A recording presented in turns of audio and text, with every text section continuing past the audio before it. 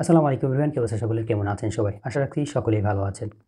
আপনাদের বগুড়ার সেই মাদ্রাসা ছাত্র সাদের কথা মনে আছে? যাকে নিয়ে খুবই রিসেন্টলি নিউজ হলো যে প্রেমিকার সাথে অতিরিক্ত খরচ নিয়ে মায়ের সাথে কথাকাটির জেরে মাকে হত্যা করে ডিপ ফ্রিজে রেখে ডাকাতির নাটক সাজানো সেই ছেলেটির কথা মনে তো অবশ্যই আছে, তাই না? কত সেই ছেলেকে নিয়ে কত কথা হলো, সেই ছেলেকে নিয়ে কত ধরনের মানুষ কথা বললো, মানুষ সেই ছেলেকে কিভাবে কি অপমান করলো, কত ধরনের কথা বললো, তাই না? অনেকে আমরা কথাবার্তা বলেছিলাম সেই ছেলেটিকে নিয়ে যে একটা ছেলে কিভাবে তার মাকে হত্যা করে, কিভাবে সে একটা ছেলে তার মাকে হত্যা করতে পারে।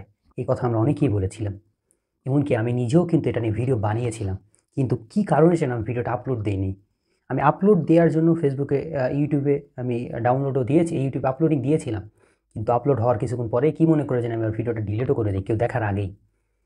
জানি না কি মনে করে দিলাম, কিন্তু যখন আজকে নিউজটা দেখলাম, অর্থাৎ আজকে 15 তারিখে যখন বিকালে নিউজ দেখলাম যে আসলে সেই মাদ্রাসা ছাত্র সাদ তার মাকে খুন করেনি, তাহলে আমরা কি জানলাম? আমরা এত কিছু করলাম, এত জানলাম যে মাদ্রাসা ছাত্র সাদ তার মাকে খুন করে ডিপ ফ্রিজে রেখে ডাকাতির নাটক সাজালো, তাহলে এটা আসলে কি? এখানে যেটা তথ্য পেলাম যে তাদের বাসার ভাড়াটিয়া মুসলিম মেয়ে অনৈতিক কর্মকাণ্ডে লিপ্ত ছিলেন এবং এক হিন্দু ছেলের প্রেমে মগ্ন ছিলেন। এবং এগুলো তার, যেটা আমরা সাধারণত হিন্দু একটা ফাঁদ জানি যে মুসলিম মেয়েদেরকে, হিন্দু ছেলেরা মুসলিম মেয়েদেরকে প্রেমের ফাঁদে দিয়ে অনৈতিক কর্মকাণ্ড করে সেগুলো নিয়ে ব্ল্যাকমেল করা মুসলিম মেয়েদের। তো এরকম ধরনের একটা রিলেশন একটা হিন্দু ছেলের সাথে ছিল, একটা ওই বাসার ভাড়াটিয়া মুসলিম মেয়ের। এগুলো তার মা জেনে যায়। তো তার মা জেনে দেওয়ার জন্য ওই ভাড়াটিয়া তা সাদের মাকে প্ল্যান পরিকল্পনা করে হত্যা করে সম্পূর্ণ দোষ সাদের উপর দিয়ে দেয়। এখন বলতে পারবেন, হয়তো অনেকে প্রশ্ন থাকতে পারে যে সাদ নিজেও তো জবানবন্দি দিল, নিজেও তো স্বীকারোক্তি দিল যে তিনিই তার মাকে খুন করেছেন এবং সমস্ত কথা নিজে স্বীকার করলাম। যতটুকু আমরা জানতে পেরেছি ঘাটাঘাটি করে, সেটুকু দ্বারা বুঝতে পারলাম যে তার মাকে ভাড়াটিয়ারা খুন করে তাকে নাকি বিভিন্ন ধরনের চাপ প্রয়োগ করা হয়, বিভিন্ন ধরনের হুমকি দিয়ে, বিভিন্ন ধরনের প্রেশার ক্রিয়েট করে তাকে নাকি এই জবানবন্দি দিতে বাধ্য করা হয়। তারপরে যখন র্যাব এবং পুলিশের যখন রিমান্ডে যখন নেওয়া হলো, তারপরে সমস্ত সত্যি কথা বলার পরে বেরিয়ে এলো সমস্ত সত্যি। তারপরে পুলিশ যখন রিমান্ডের শেষ করার পরে তারপরে ভাড়াটিয়াদের গ্রেপ্তার করা হলো, তারপরে সমস্ত তথ্য আজকে জানতে পারলাম, যেটা যমুনা টিভি, সময় টিভির মতো বড় বড় টিভি চ্যানেলরাও এটা প্রচার করেছে যে ওই দিনকের সেই মাদ্রাসা তো সাদ তার মাকে খুন করেনি, খুন করেছে তাদের বাসার ভাড়াটিয়া।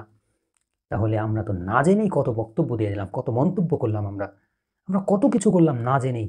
এই ছেলেটাকে, মাদ্রাসার একটা ছেলেকে আমরা কত পরিমাণ ভাবে খারাপ কথা বললাম না জেনেই, না বুঝেই।